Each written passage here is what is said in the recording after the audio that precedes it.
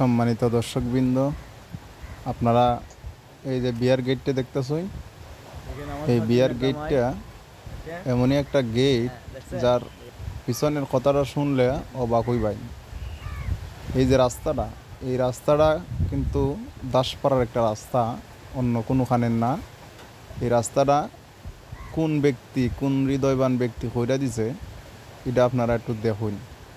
আর ওই বিয়ার যে গেটটা, এই বিয়ার অনুষ্ঠানও এই বিস্তারিতটা এই যে এখন বর্তমানে যে কাজী সাহেব যাইতেছইন বিয়াটা পড়াইবেন, যে সুন্দর করে আইটা যাইতেছইন, এই রাস্তাটা যদি না থাকতো কাজী সাহেব কিন্তু এই রাস্তাটা যাইতে পারতো না, আডো মিনতা ফেক হইতো।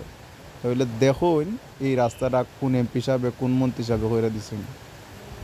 যে এমপি সাহেব, যে মন্ত্রী সাহেবও কইরা দিছেন, এই যে প্লেট নাম্বারটা দেখতেছইন, ওই এমপি সাহেব কেড়ে পাস করছইন দাসপাড়া, ওই বিগত ফলটা এটা আপনারা দেখাইলাম। আর আপনারা নিজেও হইবেন এই যে রাস্তাটার যে অবস্থা আছে এটা আপনারা তো কখনোই জানতেন না।